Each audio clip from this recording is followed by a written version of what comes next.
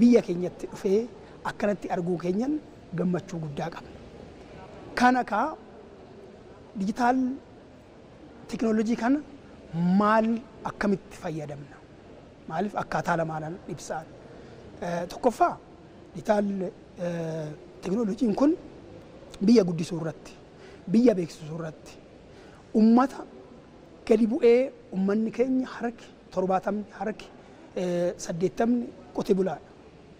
Dijitaal teknoolojii kana akkamitti gadi buusnee ummata beeksisna jennee ummataan akkamitti wal simsiisna jedhanii kana yaaduun dirqama jechaadha. Calqabamee jira, kun immoo itti deema. Karaa biraatiin dijitaal kun akkaataa sirriin taateen akkaataa kijibaan immoo ummata kan sakandii tokko keessatti kan tamsaasamu. Kana jechuun of eeggannoo guddaa qaba jechaadha. Haguma fe'elleen ta'u ammayyaadhaan hoogganamee dijitaal teknooloojiin kun yoo hojiirra oolu of eeggannoos waliin qaba. Biyya guddisuu keessattis biyya balleessuu keessattis qooda qaba jechaadha. Yeroo ammaa kana addunyaan ammayyooftee gara dijitaal itti galaa jirti. Digitalizationii gaafa jennu waa hundi yeroo gabaabaa keessatti sa'aata muraasa keessatti fraction of secondii keessatti odeeffannoon addunyaa yookaan immoo ardii tokkorraa gara ardii biraatitti yeroo itti marmaraa jiru uummanni yeroo gabaabaa keessatti wanta barbaadu hunda akka argatu kan godhu jechuudha. Digitalization gaafa jennu akka biyyaattis yeroo ammaa kana imaammata baasnee digital economy ijaaruudhaaf sochiin guddaan gaggeeffamaa jira akka Itoophiyaatti akka biyyaatti. Kun jechuudha yeroo ammaa kana waa hundu gara digitaalii kana deemaa jira. Waa hundu ammayyaa jira. Kanaaf gama kanaan hojjechaa jirru hundi yeroo gabaabaa keessatti yeroo muraasa keessatti ummanni akka qaqqabu ummata bira akka gogochuu keessatti gahee guddaa taphata dijitaal ikonomii gaafa jennu jechuudha.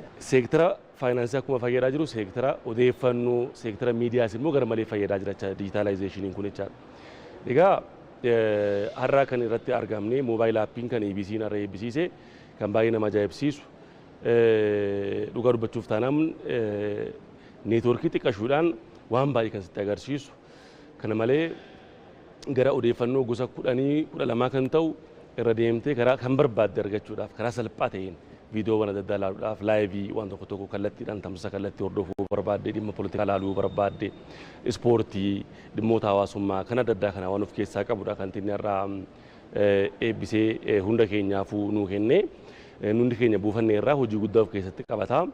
Egaa kun dhimma dijitaalawaa yeroo ammaa kana biyya keenya qabatte galmaan ga'uu keessatti CBE'n hojii guddaa hojjechaa akka jiru kan agarsiisu jechaadha.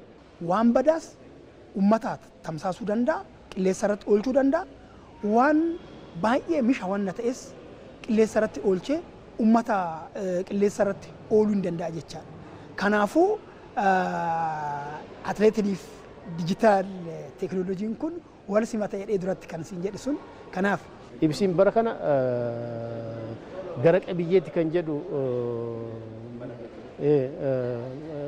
istiraatiijii qopheessee harsan hojjechaa ture waan ta'eef isa keessaa immoo inni kun isa tokko dijitaal EBC jedheet jalqabee dijitaal EBC'n kun akkuma duraan sii kaase oduuwwan bashannana sagantaawwan adda addaa hojjennu hunda uummanni kan nu hordofu kan nu laalu kan nu dhageeffatu hundi salphaatti akka argatu kan isa godhu waan ta'eef kun waan guddaa egeree EBC kan guddisu ta'ee natti mul'atee jira jechuudha.